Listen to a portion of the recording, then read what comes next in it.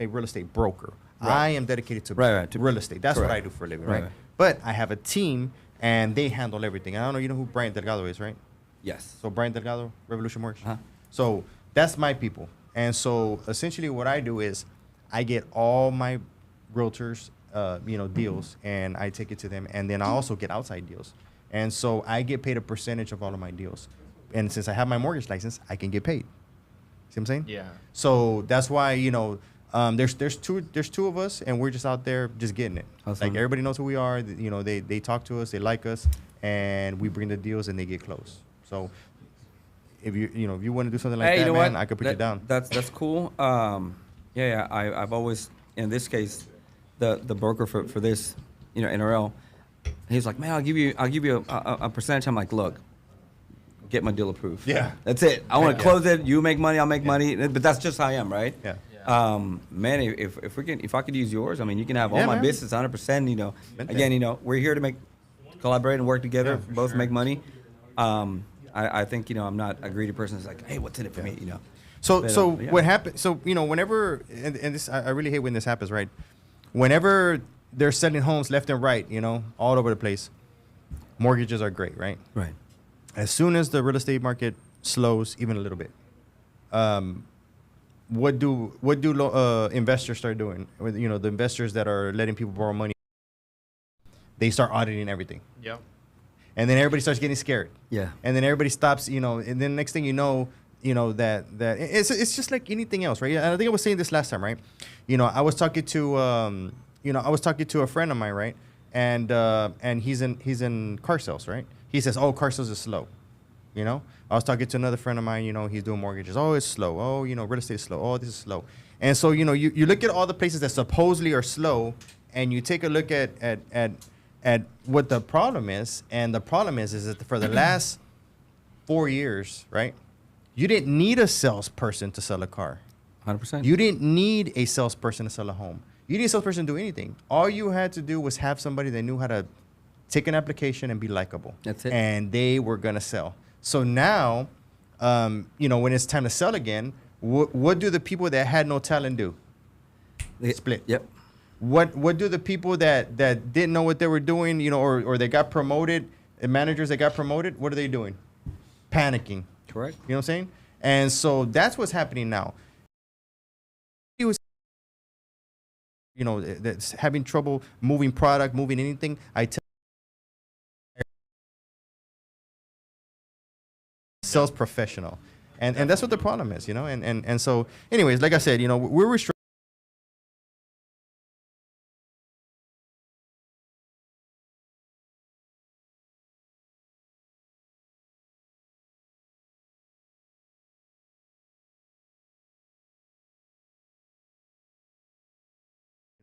I've already kind of been in title, I'm gonna start pushing that a little bit more so that I can have all ends cornered, right? But yeah, other than that, man, what do you guys got going on? Man, just like you, try to make it happen. I think one of the greatest things. You never stop learning. Oh yeah. And the only way you're gonna be able to succeed is, in my opinion, is always going back to the basics. Yeah. And willing to be coachable. Because like you said, Nate, not everybody out there, especially right now, and I see it on an everyday and within the company that I work for, is, people ask me, "Mario, how are you doing? How are you getting to this client? What are you doing to be successful?" I'm just doing what I do, Yeah. Luckily for me, I was not part of those fun times of COVID where people just lining up, order. Yeah. Tour guys. But right, man, I'm telling you, it was easy. So right now, I would say that the strongest one.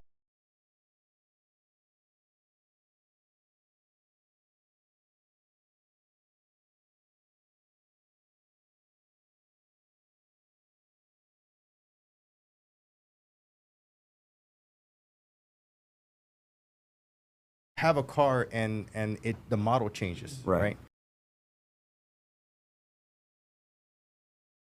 Model for that's the new Escalade. That's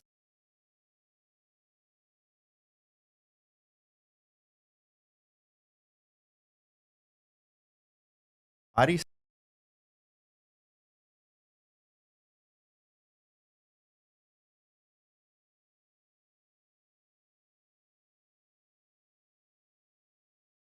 same, it gets up.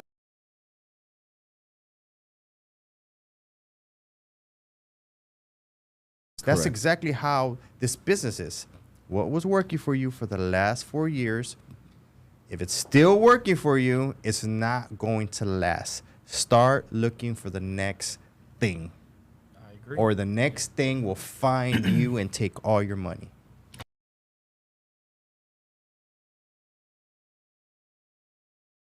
The podcast, we do have two special. Go ahead and let you guys introduce yourselves, and then we're going to jump right into the pod. Starting off with Been in the new home industry for the past 25 years, and thank you, Giovanni, Nate, for having me back, and glad to be here. Awesome. My name is Connor Watkins. I am a independent real estate broker, manage a team of and industry for this is my 8th year. So Yep. So I'm Nathan Malderas. I'm the broker for Lionsgate Realty, and you can find me at Better Call Nate. My name is Shalom Cepeda. I've been a realtor for 4 years, now getting into investing. This is my first year in investing, and seeing how it goes. Awesome. all right. Well, we're going to share a mic for today. I'm a little bit under the weather, so if you get sick, bro, you can go ahead and blame me That's right after this terrible, man. podcast. But yeah, so we were talking about having to change, having to adjust as a business owner, as a realtor, as a content creator, whatever it may be, right? In this time we're in right now, it is time to change and adjust. But how do you guys feel about what the Nvidia CEO, I believe he's a CEO, said not too long ago about his product, right? If you guys don't know what Nvidia is, they sell chips, and they were selling to Microsoft a while back. And whenever he had came out with his product and he was pitching it to Microsoft, they told him that it was too expensive. So instead of him making it cheaper for them and going back, he decided to double down and make it twice as better until Microsoft could afford his product. And now Nvidia is one of the top leading companies right now in the stock market. So even though we were talking about having to change, what do you guys think about not necessarily listening to your client?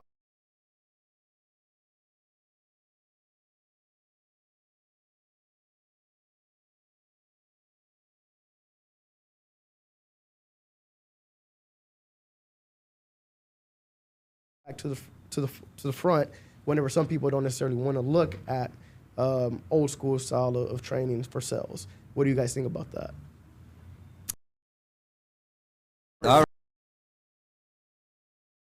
I would say, sometimes for a long time, like Nate said, if you're not willing to change, it may not last. Sometimes I said, old dogs have old tricks.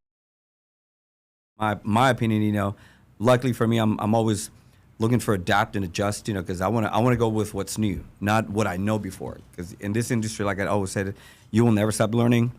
Yeah, man, listen to your buyers, not be the tour guy, not just, do what I did before and assume it's working, because it may not work. And look what other people are doing. If Nate is doing something that is very successful at it, and I want to be part of that. I'm not just gonna be like, okay, this is my show, and this is what's gonna take me, because this industry is all about learning, in my opinion.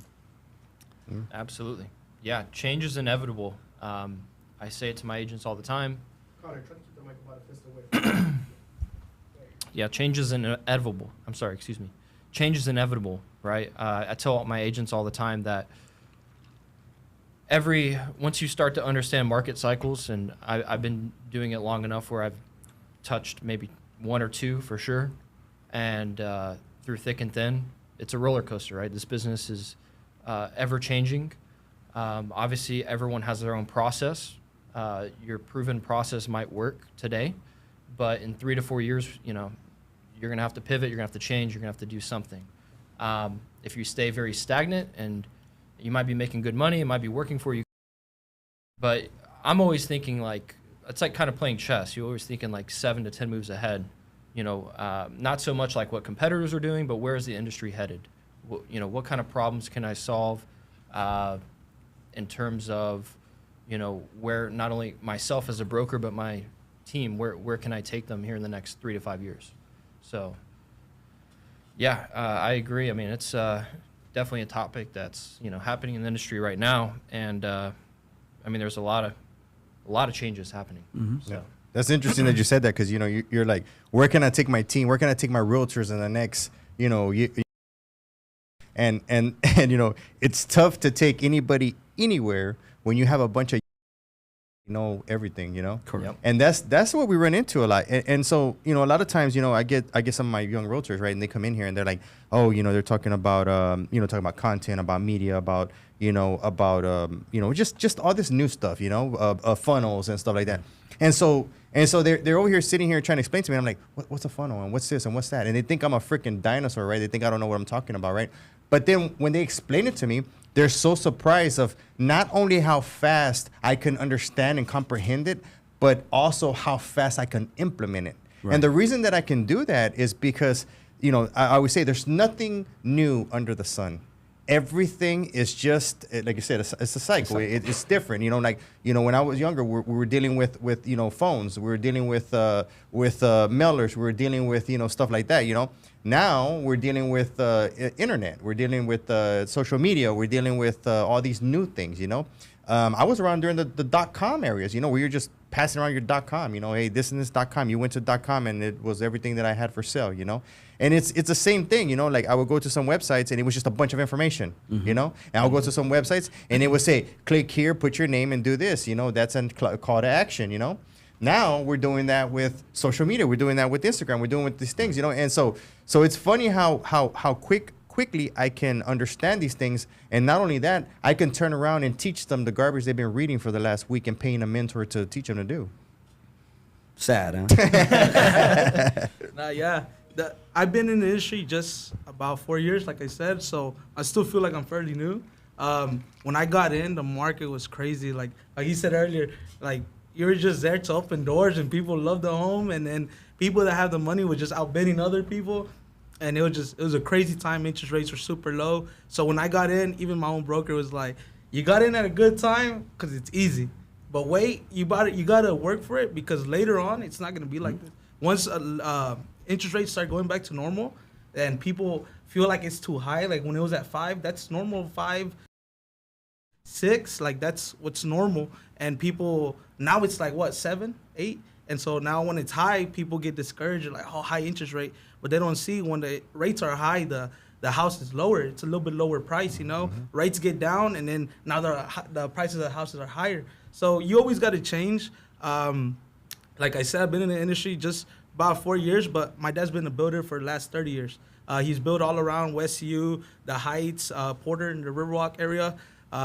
So I seen the change. I seen my dad build homes where he was building homes and selling them for, at that time, let's say $350, and then out of nowhere it dropped to like $280, $260. Why? Because like 2010, I was barely like 10 years old, but I was in the mix with my dad, seeing when he built, and I saw him struggle in a way where he was like, man, I gotta sell this home. Like it's when the recession hit, so he wasn't prepared for it in a way.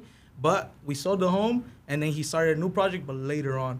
And so once I saw that and I saw how everything changed, my dad took a break, took 2-3 years, and then once he got back on, again, the house started selling. He started building homes and selling them. So that's what got. He's been building, like I said, and then I would always be with this realtor, and learning. I always try to ask a million questions. I don't shut up whenever like I talk like this. I'm always talking and talking. So I feel like the change, you do got to change. How he says social media is a big thing in real estate. At least it's going now.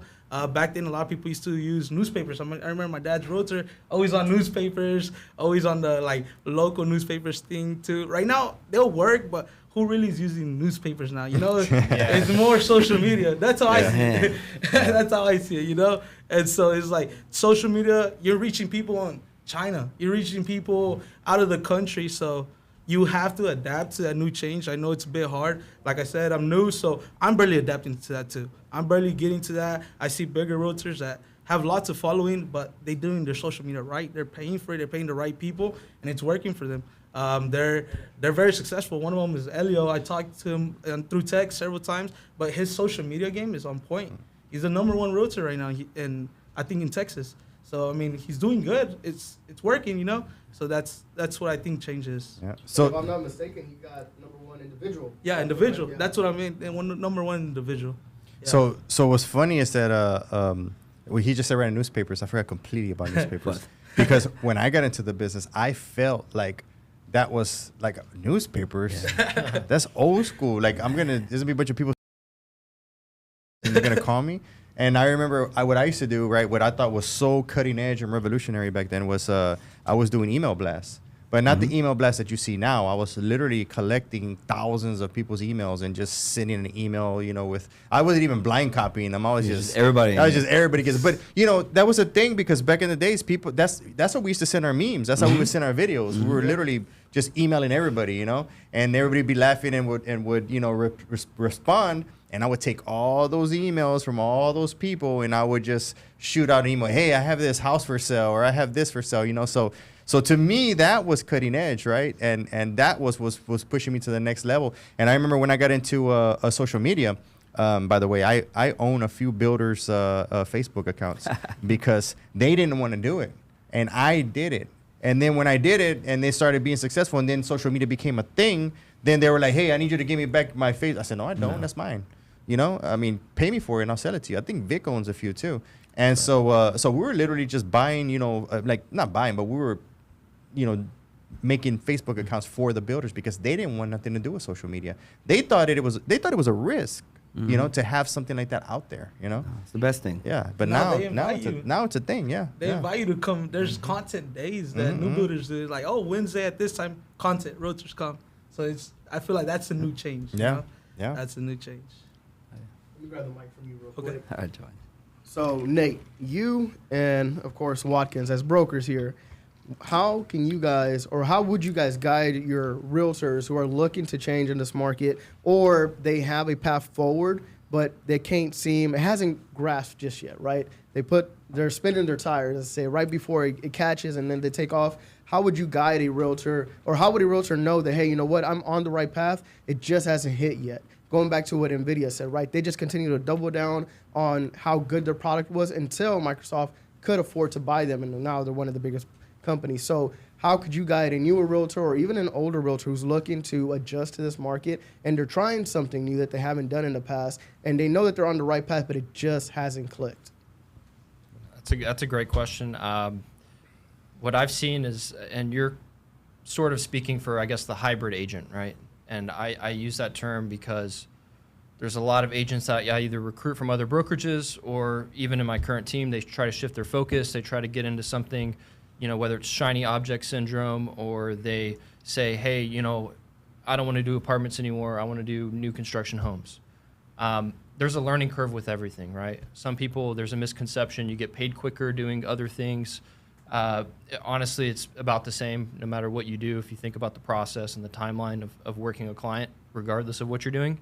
So it really just depends how many hands do they have in the basket. Like what all do they have going on? Are they fully focused on that one thing, or are they trying to just shotgun it and try to land on something, right? Which I feel like a lot of agents do, and they don't actually focus on anything, so they actually end up doing nothing, right? So, or they'll get lucky and they'll get maybe one home sale a month or whatever. But if you want to do it as a career and you want to specialize in that niche, you got to give it your full 100%. Mm-hmm. I mean, not only that, it's and if you don't have money to pay for marketing, it's either time or money. It's typically whatever you value the least when you first get started, right? So most new agents, they want to do, everyone's dream, I feel like, is to get into commercial, right? But the barrier of entry to commercial is nothing like the barrier of entry to apartment locating or even just resale or new construction or even investments, So, yeah, it's the best way to put it. What's funny about that is that everybody always wants to get a commercial, like you said. They always come in here and say, I want to do real estate, but I want to do commercial. I want to do what you do. And I said, I do commercial. I said, commercial's not that lucrative. I said, unless you go work for one of these big companies, right, that are hiring, degreed, people with bachelor's degrees, master's degrees, they go in there and they do analytics and they just have different departments to do this.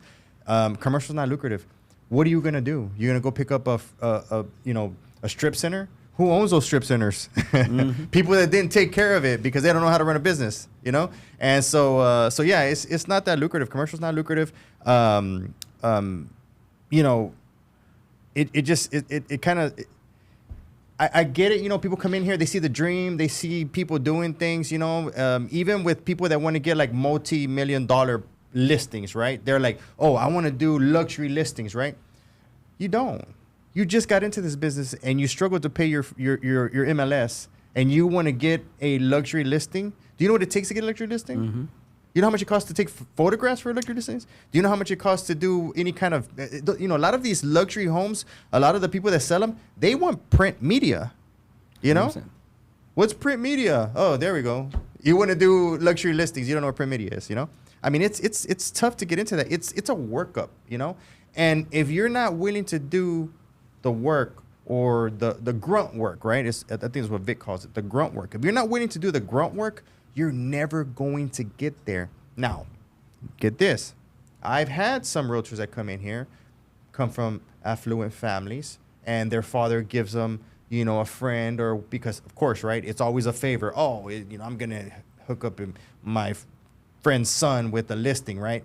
Because it's easy to sell $1 million home, right? But how many of those homes did he get? Mm-hmm. 1, 2, you know? It wasn't a career. He learned nothing from it, you know? It's like, start working. Do what you do. If you believe in the brokerage, you believe in the brand, do what they're doing, learn what they're doing, and keep going, you know? And it's funny what you just said right now. Your broker said, hey, you got in on the easy time right now, but it's not going to be like that, right? That's why I always tell you, know, everybody's like, oh, man, you're being negative. How am I being negative? All I'm telling you is congratulations. You know, I'm happy for you. You're making money, but this is not the way it's going to be all the time. And be ready for that wall to, you know, to run into that brick wall, you know? And you know, sure enough, the people that were saying I was negative hit that brick wall, and where they're at now, you know? I mean, it is What what you call it is. them? The bottle poppers? They're punching walls right now. They're punching walls now. They're trying to climb walls. It's only the strong survive. The people that they're actually doing the work survive.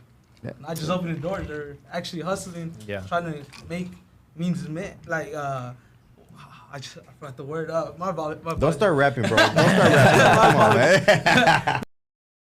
Get the my bad. The people that were actually doing their job and working and actually putting in the work, those are the ones still selling this time. At this time, and you see it. The people are still successful even in times that interest rates are high. They're still selling. Homes are still selling. Yes, they're standing more in the market, but they're still selling. I agree. Exactly. Mm-hmm. So, get the mic from me real quick. So, this is not a trick question, okay? It might sound like one, and I know for a lot of the gurus out there, this might be a trick question for them, but this is not a trick question. What does putting into work mean? Because it doesn't matter how many YouTube videos you watch or how many TikToks or Instagram shorts you watch. Everybody talks about putting in the work, doing in the hard work that nobody likes to do. Besides waking up at 4:30 in the morning, what is putting in the work? And putting in the work is doing what, like you said, you know, pick one thing that you're good at or that you want to do and master that first. Don't be all over the place, you know? Example. Yeah, I don't want to give examples, but We charge for that. We charge for that. Hey, yeah, they know, yeah, they know. I just, you know, the thing about it is this, you know, Simple concept. yeah, exactly. And the thing is that, you know, I saw a meme, right? And it was, or not a meme, but it was a guy. It was actually another podcast. I'm starting to watch another podcast because, you know, Giovanni says you suck at podcasts, so you need to watch other podcasts. You can see how real podcasts do it, right? So I was watching this one podcast, and the dude said, you know, if you ask a snake how to get from A to B, he's gonna tell you slide on your stomach. You tell a bird, he's gonna tell you fly over there. You tell a horse, it's whatever you're equipped with. Right. That's how you get to the success. You know. So if you're an eagle and you see a snake slithering, you're not gonna get on the ground and slither like a snake. If you're not equipped for those things, you don't do those things. You know. And unfortunately, that's what's wrong with this. We live in a time where everybody thinks they could be whatever they want to be, right? No pun. But they think they can be whatever they want to be, and unfortunately, you can't. You can't even figure out a lease. You're not gonna get $1 million listing, you know. Not gonna happen. So the thing is, you know, I was talking to Giovanni about this, and it was like, you know, there's people out there selling courses, right? Hey,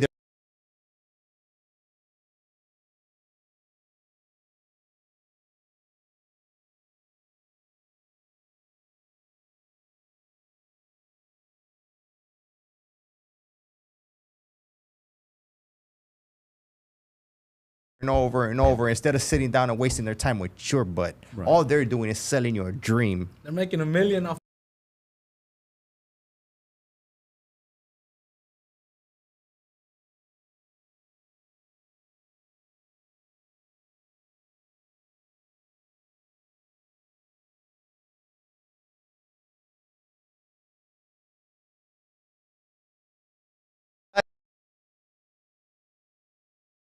Hammer. Yeah, Yeah. he's trying to start somebody up over here. The cliche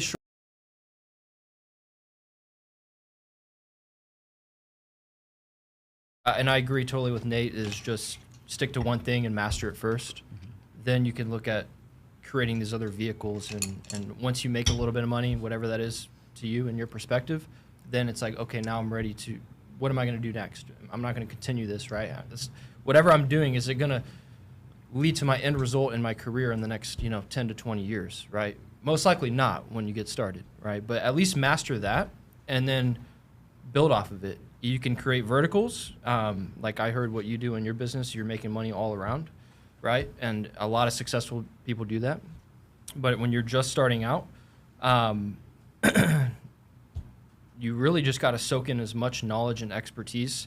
Not only that, in terms of putting in the work, definitely don't do the bare minimum, right? Because a lot of agents, they just do the bare minimum. Hey, Connor, I did my 50 calls today. 5 people picked up. I had 2 of them say F you, I'm not getting any traction, right? So most people, they give up too soon. It's like there's that thing where it's like there's a meme where there's a guy with like a shovel and he's digging for gold and he's like 1 away. You kind of have to think about that. Whatever sales you're doing, is it cold calling? Is it social media marketing and messaging, emailing? You might just be 1 contact away from hitting that gold. You never know. Especially in my business where we're dealing with so many clients, right? High volume clients. If you make an extra 20 to 50 calls per day, whatever your goal is, you're going to see a yield in your time and return. It's just not if, it's when, right? And I try to explain that to the new agents. It's just don't do the bare minimum. Do what you think. Yeah. So. Can I just pitch in a Yeah, little so, bit? All right, so cool. Mario, I was going to ask you from a new home sales rep perspective, if you had somebody who wanted to come in and, kind of maybe shadow you or wanted to get your advice on, they don't want to necessarily be a realtor, but they want to sell Right. new homes. Like, what would be the path for them? And what does putting in the work in that aspect look like? To be honest, I don't even know myself because I've never been in new home sales. So Right. what does that look like? Well, it's almost as being in your shoes. I would say when somebody come and ask me, okay, Mario, you've done this many numbers, you've closed X amount of homes last year. What do you do, man? Can I shadow you? I'm like, yeah, no problem, shadow me, but shadows don't talk because it could ruin the deal. But I go, shadows don't talk. I tell throughout the whole. Oh my God. I'm like, nah, not really. You just have to gauge the buyer. You have to adapt.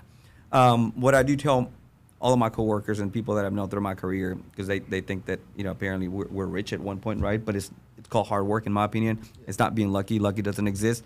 Whatever your goal is, like I said earlier, whatever your goal is, I'll say times 2, man. Multiply times 2, because you make 10 calls and you're like, okay, I'm done for the day. But what did you get out of it? Probably nothing. Cold calling. That's what I do. A lot of cold calling. People that I buy my leads. And I have to do those things. What I tell everybody, just to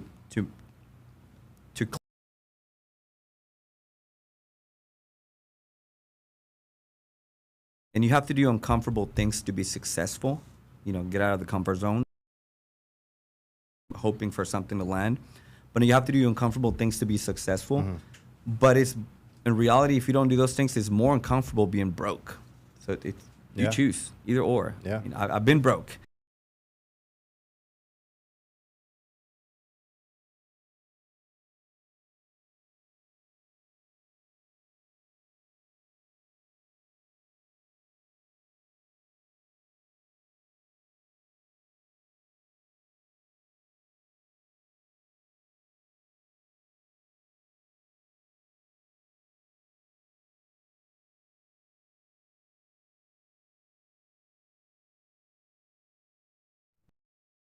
Cold call. My first year for like a week, and I'm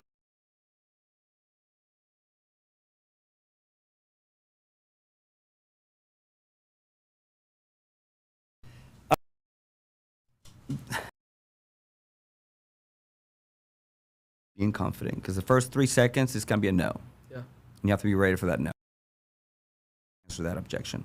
But be confident, because everybody's like, hey, good morning, this is Mario Martinez. No, I'm not interested. Oh, okay. Oh, thank you for calling. And I'll just keep on. Hey, I'm sorry, you're breaking out on me. Can you hear me now? Hey, this is Mario Martinez. I'll just keep on going, and throws them off.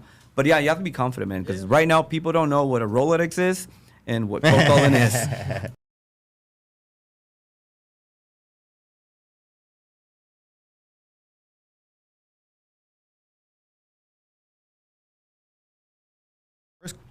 I was in cold calling before I got my job. I used to, when I was in jail, I call my grandma, hey, can you come get me? And I call my mom, like, see who would come get me, right? But my first sales cold call, I was selling funeral plots. Oh, wow. Okay. And so I was calling them, you know, I don't know if you ever cold called, because they were targeting older people, right? You were preparing them. They were targeting older people that needed to buy a funeral plot, right? And I don't know if you ever talked to people, you know, older people, but they like to talk. Yeah, they love to. And so it was not so much of like trying to keep them on the phone. It was trying to get them off the phone really quickly, right? So I think that really helped me talking to older people, because it made me be a little bit more compassionate. But really, what it taught me, or what my sales manager at the time taught me, is he said, "You're not trying to sell them. You're never going to sell these people on the phone. They can't sign a contract. I mean, now you can, Right. but back then you couldn't." They can't sign a contract on the phone. They can't do anything on the phone here, okay? All you have to do is introduce yourself, right?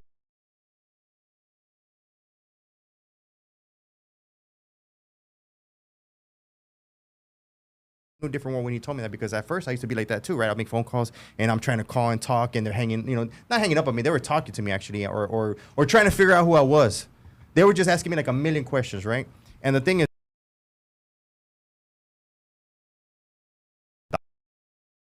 app, right? And it wasn't on the phone. It was actually on the wall, right? And he pulled out the map. He said, look, you just cold called this whole area. He said, everybody in this area knows your name.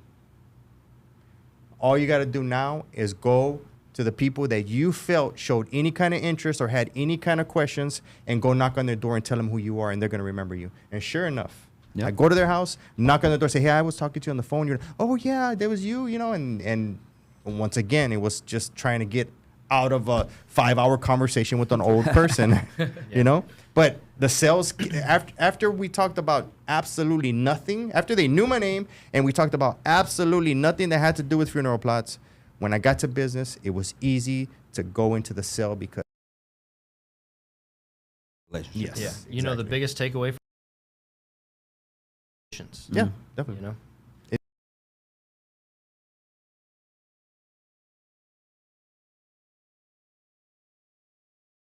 Said that, right? I had an idea that popped into my mind, or I had an epiphany, right?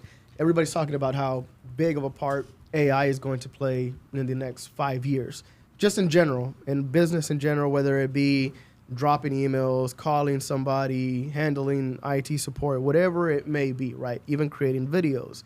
So, like a regular person would.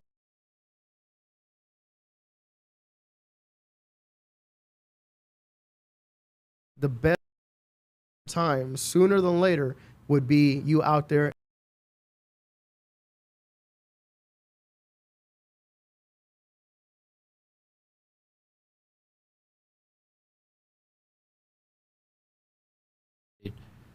It can contribute to a lot of things, and it can also hurt you a lot if it's not used properly. I'm testing out conversational AI a lot in my business right now. There's a lot of beta versions. There's new technology coming out every week, every month. I'm dealing with a ton of volume. I have like 2,000 inquiries on my website every month. So it's a lot for a 30-man team. On top of that, we have to track, and we have to make sure everyone's following the process. So do I think AI in my business would help? Absolutely, but it needs boundaries. It needs, there's certain things, there still has to be the human element and some sort of the part of the transaction.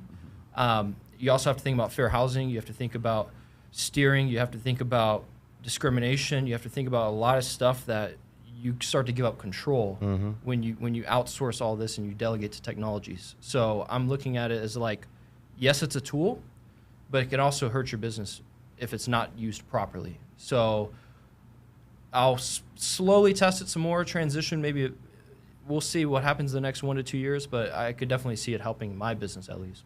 That's interesting. That you brought some interesting topics up that I'd kind of thought about, but but it's true. Like how do you? I mean, you can't automate customer service. You can't automate patients' emotions. You can't automate any of that. Yeah. I mean, if the Terminator showed us anything, is that we don't want to give up all our rights to the computers. Because they'll always be bad. So they are making predictions that in the next 5 to at the most 10 years, there's going to be a one-person company that's $1 billion company, and the rest of the staff is all going to be controlled by AI. Yeah. So if it does go down that path, where do we see AI playing a role within our business? Like I use AI now. If I'm a terrible speller. Anybody who knows me knows that I'm dyslexic. So I use AI to double check all my stuff. Write a better email. I didn't go to college for some crazy degree. Right? Pipe design. I know how to work computers. That's what I know how to do. So, like, what do you see, especially in new home sales rep? How do you see AI playing a part in your industry? I don't think they're going to replace this, man. In my opinion, it's not going to happen. I mean, it's good. ChatGPT, we all use it. I'm guilty of that, to correct an email or so. But I don't think unless like you said, a robot is going to show emotions, be able to knock on the door and say, "Oh, I'm so sorry," I don't think so. I mean, can he adapt to evolution? 100%, and we're gonna have to adapt with it too. But I don't think unless the movie becomes real, I don't think it'll ever happen. My opinion. What do you think? I think yes, it could go big. That's just a new thing, the new bigger thing. But I think during that time, your business will blow up. Why? Because everybody, you don't want to talk to a robot. What do you do when you call T-Mobile? When you call different places, 000 to try to talk to a person? So. Honestly, that's what I try to do. Too monotone. I try to talk to a representative right away. Representative. Like, so it's always gonna miss that human interaction. That how you said emotion. One of y'all too. Emotion. Like that's why even when I told my dad too, like we talked about it before, and he's like, yes, it's gonna go up. It's gonna be up there. Don't get that wrong. The thing is, people want humans. You like the same way with self checkout Walmart, bro. Like I find that it's very weird because. People, you always need someone there, They only have those people checking everything. But, like, me, when I was a little kid, it was just big lines when people, you would go, there was no such, there was, but it was very low. And it was, you would get in the line, they'll do it for you, they'll do it for you. And so, yes, we're adapting to new things. That's AI. I know when they're doing, like, security things where you don't scan it right away, it shows, it shows. That's AI picking it up. So, it's different things, but it's always going to miss that human thing, that human quality. Yeah. Right. So I think that's where your business will blow up. And if you're dominating now, imagine during that time. You're going to dominate even more. That's my opinion. I don't even want to talk to foreigners whenever. Yeah. Well, that's a calling. different issue that you have. Yeah. Okay, so touching on this, right? Let's say most of the people are just going to go ahead and just adjust to using AI. And like how you're saying, right? A lot of people are going to get upset. They're going to want to touch. They're going to want that human touch. Do you think that now more than ever, having actual sales knowledge and human one-to-one interaction is going to be something that not new home sales, but just salespeople in general need to start going back and taking classes on that? Not learning all of these CRMs, not learning all this social media marketing, but actually how to interact with people, especially with these younger agents who are coming in who don't know how to interact with people. Yeah. Correct. Yeah. How do you guys recommend for a newer agent or somebody who isn't good on one-on-one to go out there and start experimenting with that? I recommend for a newer agent to get, and I've said it, this is my theme for the year, right? Get back to the basics, and for them, it's not getting back to the basics, it's learning the basics because they don't know it. They're just coming in and they're just picking up where we're pioneering, right? Because if you think about it, AI it's a new market. They're pioneering it. Social media is fairly new. We don't know what's going to be the end result of social media. I mean, it could be good, it could be bad, it could go for the worse. Like we don't know. All the information that is gathered about us is nuts. I mean, it could get to the point where, you know, if you let this AI get away from us, where, you know, they'll know exactly what I want and just put it in front of me and say, hey, here it is, exactly what you want. And then, you know, but at the end of the day, no matter what, you still have to talk to a person. There's no way. It's not like buying, like even like you just said, even we go to the grocery store and we're annoyed, we have to scan our own stuff, you know? Imagine scanning your own house, you know? Like, hey, who lived here? What's going on? Talk me into it. Tell me what to do, you know, especially first-time home buyers. Especially first-time home buyers. Those guys need a lot of help. A lot of guidance. So I don't see, I mean, I definitely see AI helping us, you know, like you said, you know, it's going to be a good tool for us, you know, for maybe automatically making a phone call for us or setting appointments or filling Something our short. calendars. Certain process. You know, small Yeah. jobs, you know, Yeah. that we can get them to do. But actually sitting down with the person, talking to them, you know, trying to convince them to do something. I mean, you can't do that. Like I said, I don't even like talking to, you know, I have a, you know, $1,700 phone, you know, and I call for support and I'm talking to somebody that I don't understand and you know, they just have we have nothing in common here, you know. How Can't do you even feel understand the it. services, right? It's bad. Exactly. And you know what's funny is that they're trying to be so polite. I can hear them. Oh yes, sir. I'm so sorry, and this and that, and you know, all their stuff is out of context, and you know, I don't know what they're saying, you know, and it's like, but still, I'm so annoyed. I'm so bothered that I don't care. I feel like it's bad service. If they send me a survey, I put 1. You suck. You know. Yeah. I agree. He said, didn't speak American. Didn't speak American? Nah, that's not. I didn't say that. I didn't say that. So that's the long form. I would say in the short form, just master communication. Yes. Once you learn that and you understand your customer journey, whatever it is, client customer journey, how can you get to the end result quicker, whether it's a close, a pre-approval, a lease, a tour, or whatever? You dissect each aspect of the customer journey. That's when you can say, okay, maybe AI can help me out with this, right? Or I have this issue bottleneck, whether it's time or you know, whatever you need help with. But as far as like, I would say, yeah, just know your customer journey, dissect it, actually look at it from the consumer standpoint, because as an agent or realtor, everyone's just looking to get a check, and it's just like you're paid in proportion to the value you provide. So the quality of service is degrading in real estate. That's what I strongly believe, especially with more technology and tools that are coming out. People are putting less quality time and effort, energy towards clients. So that's going to become a hot commodity. There's going to be people probably, you know, especially first-time home buyers, and they need that more than ever, right? So you'll probably get rewarded more with a first-time home buyer than you would if, you know, other clients, and that might be your specialty. That might be your niche, you know? So, I mean, Yeah. And especially moving forward to these changes that are going to happen in this real estate industry, the way that you're going to be able to provide value, especially to buyers who may have to pay you out of pocket, is you're going to have to be able to communicate with them. You're going to have to be able to build that relationship with them to where they feel like, you know what, this person is worth the money that I have to come out of pocket and pay them if things do go down that route, which it looks like we might be going down that route. yeah. I don't think we're going down that route. What's your prediction on that? My prediction? My prediction is that commissions are going to become concessions. Yep. My prediction is that everything's going to get rolled in. My prediction is that steering is going to go out of hand. Yeah. My prediction is that anybody that offers a house with no commissions is not going to get showings. Correct. How you say it? Period, Giovanni? I'm not sure. Yeah. But So- more, just I agree 100%. Yeah, I yeah. just have to say something. So the part of the industry that's going to be affected the most is resale. The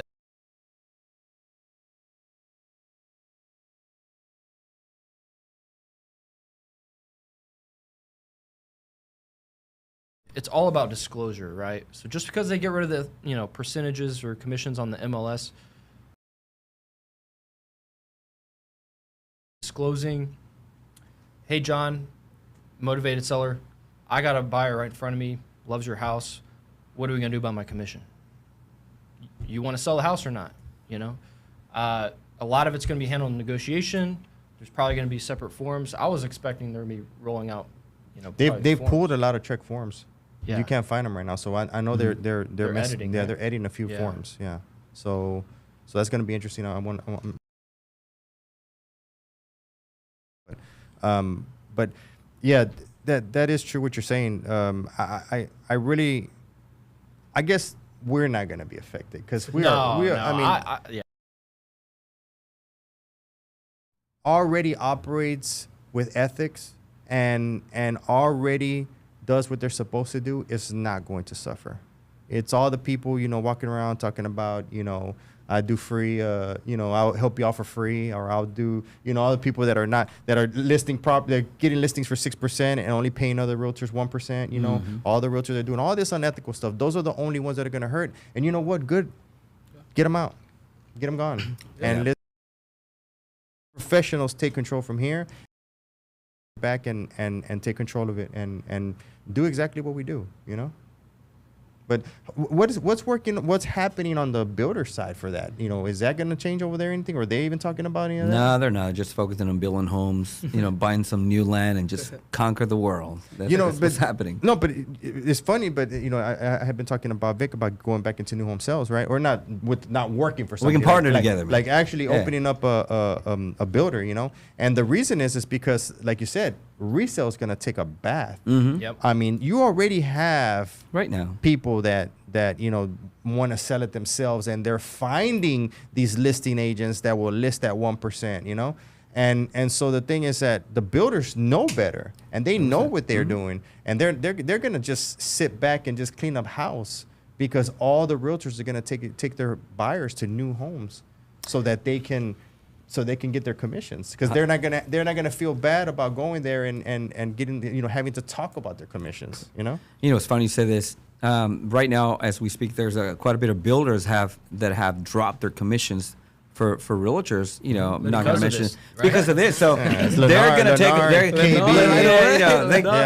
They're playing those like guys. 1%. Yeah, pretty much. That's that. And you know what?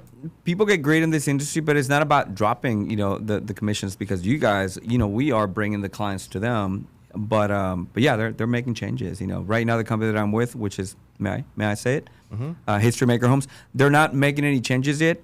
I know for a fact they're going to. Yes. So once they see that other builders are doing it, they're gonna go with it and and save money. Man, Lennar is so cheap, bro. Yeah. That not only do they build a terrible product, right? The cheapest product you could buy out there. Well, not cheaper than KB, but the cheapest product you could buy out there. They're so cheap. They pay 1% to the commission, right?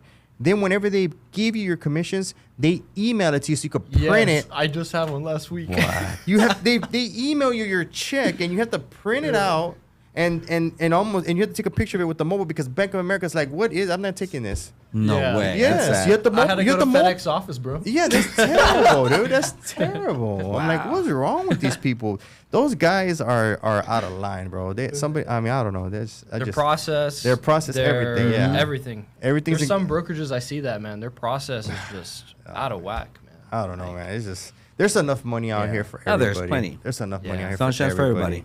Yeah, but I just hope this opens up the eyes of the realtors, right?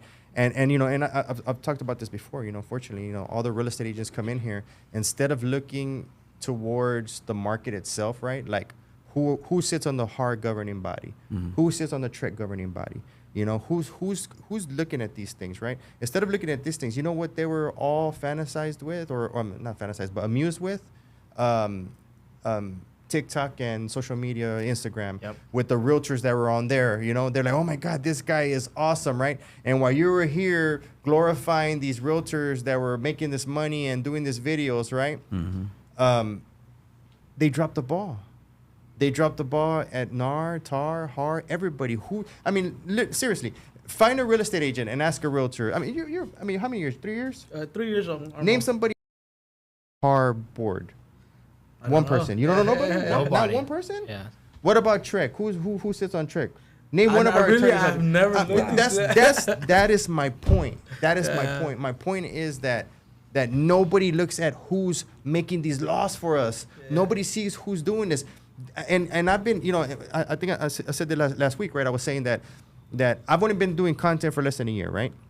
And the reason that I just started was because I had been quiet for many years, because anytime I would open my mouth, I would get a letter from an attorney for, for saying something I shouldn't, right? And get harassed, right, by Har's attorneys. I even got a letter one time from Trek, And the thing is that, they don't want you to make a buzz. They don't want you to make noise. And right now, they're not doing that, because if I put them on social media and everybody sees that, then they're going to, oh, yeah, he's right, I'm not the conspiracy theorist anymore, right? But they want you to be all confused over here so they can continue to make their laws. And a long time ago, one of the things that I saw Zillow. I saw what Zillow was doing, like literally, like I was looking at Zillow and I'm like, these guys are selling me back my own leads. These guys are stealing. These guys, sure enough, they were in bed with NAR. They let him in the back door, no pun. So no diddy. They let him in they let him in the back door and gave them access to all of our MLSs, and they weren't even back our leads. They raped and pillaged. Okay, it was a tech company from California, and they were siphoning all of our closings and money and taking it back over there. And so I'm so happy that they shot themselves in the leg by becoming a broker, because when they became a broker, they had to be held to our standards. You know what I'm saying? And so that's one thing that I was always saying. I said, you know what? Why don't we get these people that are supposed to be in power, and let's make these changes? There's other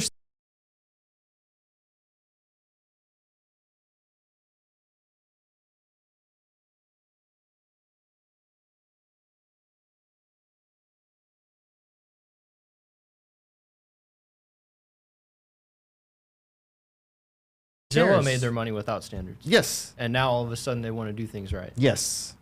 Exactly. Yeah. I remember how it was. Yeah. So, yeah. What do you think about this? What was the question?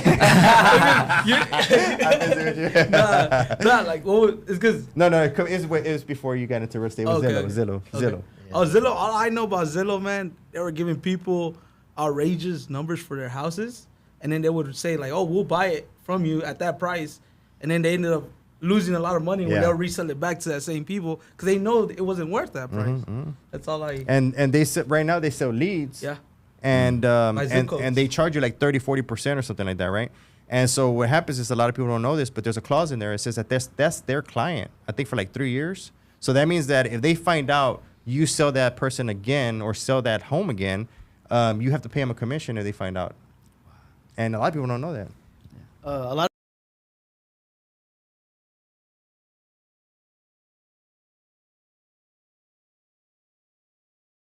You close them that week, awesome. If they want to go with another agent, they sell it to the next agent for the next week. You go in 1 week. Dude, I should do that. Bro, I'm about to start doing that. Can I incorporate that in my business? Right? It looks like you can, bro. But you see, you know what? That's Zillow thinking outside the box, right? Right. Nobody here thinks outside the box. Everybody here wants to do the same thing or copy another person, Hey, together and talk about something and somebody come up with something, But hey, doesn't make sense. You got something to say, Mario? No, I'm good. All right, guys. Well, that was a great episode. Again, thanks for you guys popping up. I didn't expect everybody to be here today. It's the reason why I don't have a seat, but I was a little bit under the weather, as you can hear it in my voice. So it was great hearing these guys talk while I get to drink over there in the background. So I'm going to go ahead and let you guys exit. And then, I'll see you guys next Wednesday. Awesome. Well, hey, guys. Oh, Good. all right. Awesome. So once again, thank you, Giovanni, Nate. You guys, thank you for having me here. Once again, Mario Martinez. You can find me at Mario8 Martinez in every platform: Facebook, Instagram, LinkedIn, TikTok, MySpace. I'm on the new home industry. You need a house? Let me know. If not, you guys have the pros over here. Thanks. My name's Connor Watkins. Thanks again for inviting me, Nate, and always love collaborating. I don't believe in competition. I love what these guys are doing, and always looking to see how we can work together and help each other's businesses. And I think that's what it's all about. I think what they're doing is great, and there needs to be more voices in this industry. That's the truth. But yeah, you can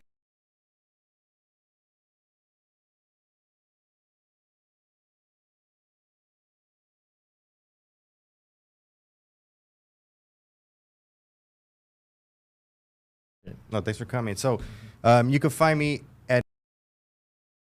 at Better Call Nate, and also Connor is an Texas broker, and he's local. Every commissions that he earns for him and his company get reinvested into this community or into the Texas community and goes back to where it needs to be and needs to stay.